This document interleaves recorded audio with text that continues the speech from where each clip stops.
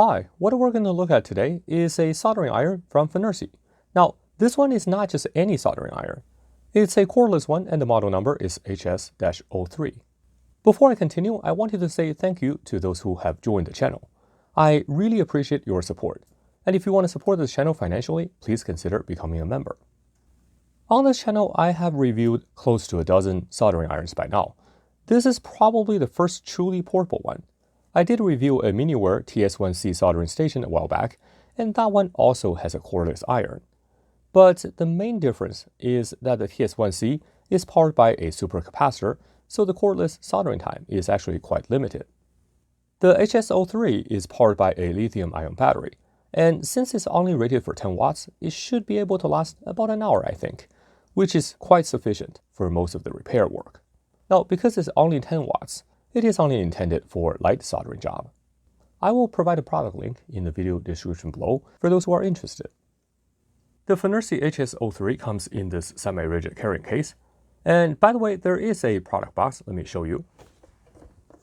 On the back here, you can see the specs. Now, it says the operating voltage is 5 volts. I assume that's the USB voltage, as I believe this soldering iron is actually powered by a single 18650 lithium-ion cell. All right, now let's take a look at what's inside. Inside, we've got this user manual. And by the look of it, we also have an instruction card. I believe this is showing you how to change the battery. And here we have a QC card, I believe. And underneath, that's our soldering iron. Now, just at a glance, I think there's actually a slight issue here. Because you see, the case is actually not long enough, because right now the soldering iron is sitting inside. You can see that we don't have the cap on. Now, if I were to put a cap on, let's take it out. The problem is after you put a cap on, you can't put the soldering iron back into the case. Now, this is going to be inconvenient if the iron is hot, because you wouldn't be able to take the tip off. You will have to remove the tip if you want to store the handle here, because we wouldn't be able to put the cover back on. So that, to me, is a design oversight. Now, maybe it doesn't take that long for the tip to cool down, given the smaller size and the heat capacity. But still, why can't they just make the case a little bit longer? I don't know. Inside the case, we also have a few of these spare tips. Let's actually take a look. I believe in the user manual, it mentioned that these tips are compatible with the T210 tips. But anyway, let's open up one of these. And this one is a conical one, as you can see. Let's take a look at the others.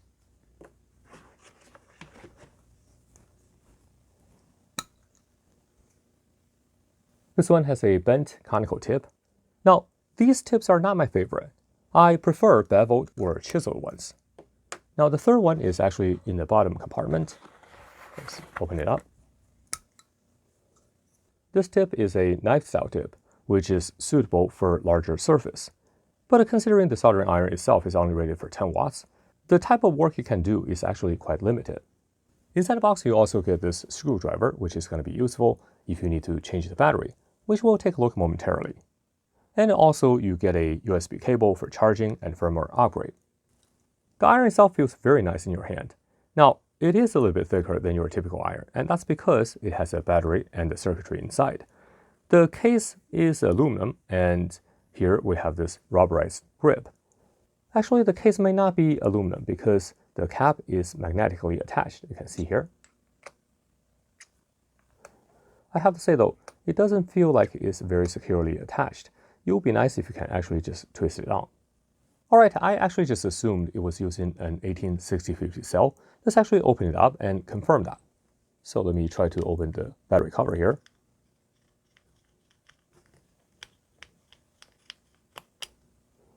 And now it just actually popped open.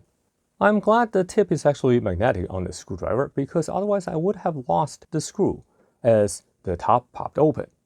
Now I actually understand why there are 2 spare screws supplied, because you can easily lose them. Anyway, let's dump out the battery. Yeah, indeed, this is 18650, you can see, and this is a 26 milliamp hour one. So I think it should be able to provide plenty of runtime. I actually like this design. If you are in the field, for example, you can always bring extra 18650 cells for extended runtime, especially if you don't want to wait for the battery to charge. All right, let me put it back in. And you can see the battery just goes in like this, and you have to really press it before you can actually screw in the screw here.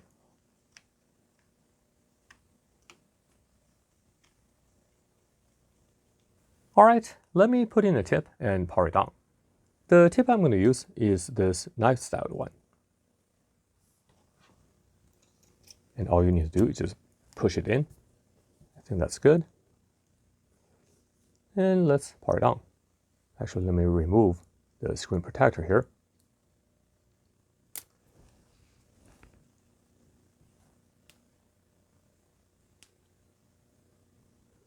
And should we zoom in a little bit? All right, let's select English. And unit, let's do degree. And let's press OK.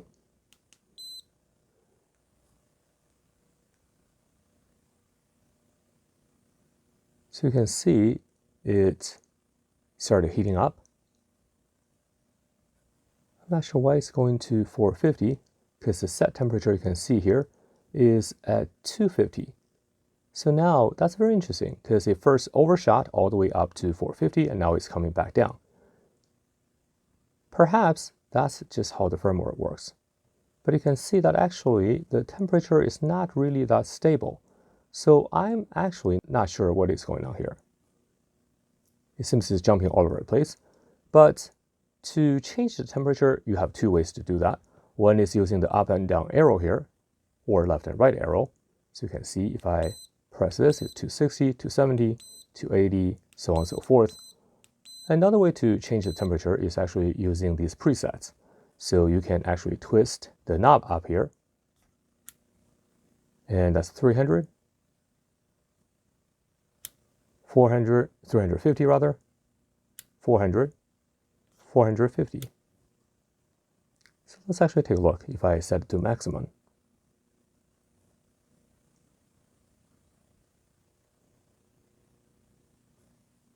So you can see here, when we set to maximum, it actually did not jump around. It's 450, 450. But if I lower it, let's say 400, okay, it's still pretty stable. So let's see here, if I set it to 250.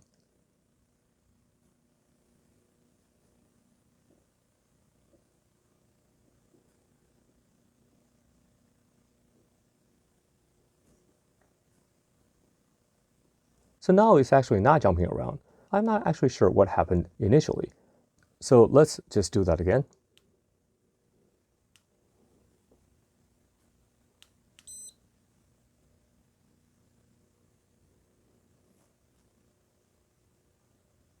So this is interesting. I'm not sure why initially the temperature jumped around, but right now you can clearly see after I power cycled it, the temperature is actually very stable. Perhaps that's because of the new tip, some of the contact issues, I don't know. But anyway, right now everything is working correctly.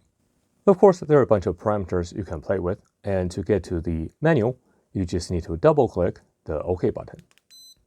And you can see here we have quite a few options. Sleep set, that's the sleep time, I assume. Yep, 10 minutes. So let's leave it as default. And by the way, to get back to the main menu, you just need to double click the OK button again. And let's go down to handle set. Not sure what this is. Okay, so you can set the temperature increment at different intervals. So I think 10 degrees is perfect. Let's go back. System set. Okay, so you can also change whether or not you're using right hand or left hand, and I assume that will flip the display. Actually, let's try that. Yep, now you can see it's flipped upside down. This means that this doesn't have an accelerometer inside, so you have to manually set it. And let's actually change it back. Now we have the display unit. Volume, which is a beeper, brightness. Row set, I think that's the temperature display effect. And firmware upgrade. About, let's take a look. and here is our firmware version. So that's all there is in the manual. First, I will solder a row of headers. Before I do that though, let's actually take a look at how long it takes to reach the operating temperature. So right now, let's actually start. It's 350.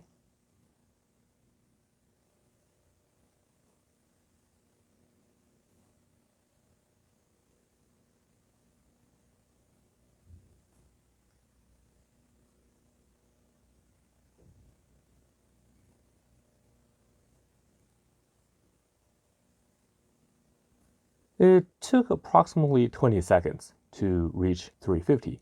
Now, that's actually okay because we only have a 10 watts iron.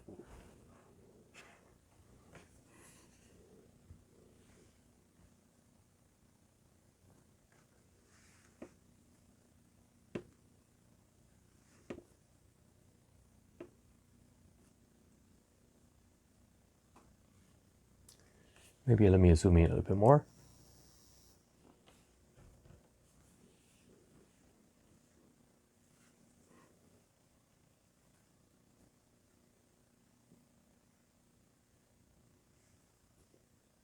You can see that we actually don't have any problem soldering these single soldering joints.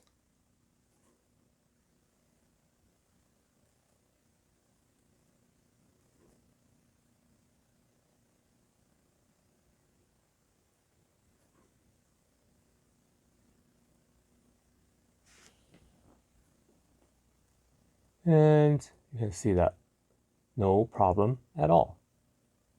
In this next test, I'm going to join two wires together using this test fixture. Let's see how well it works.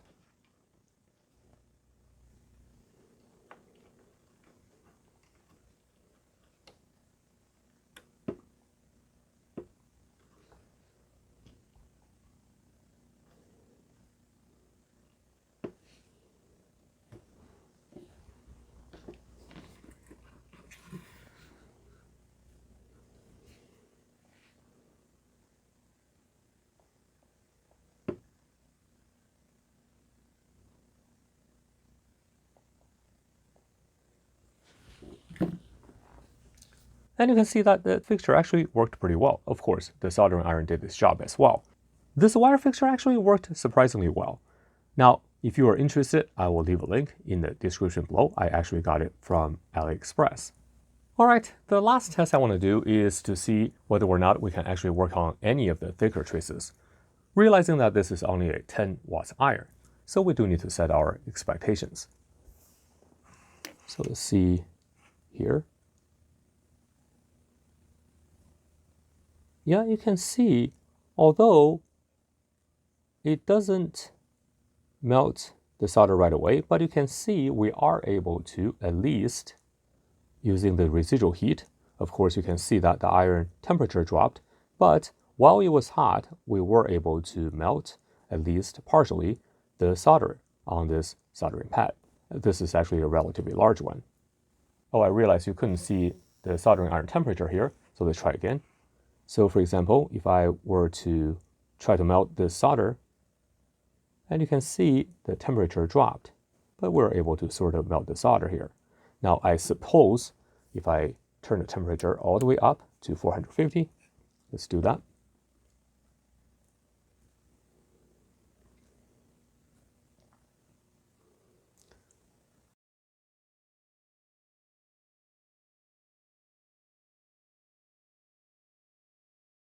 So now it reached a temperature. Let's try it again.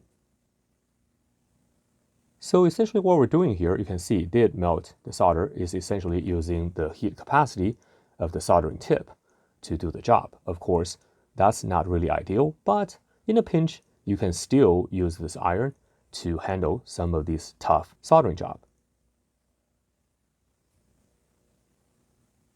So let's try it again on this one. Yet we're struggling quite a bit because this area is actually really large. Now we're not able to melt the solder here. But you can see that this trace is actually pretty thick as well. And we were able to, after the soldering tip had heated up.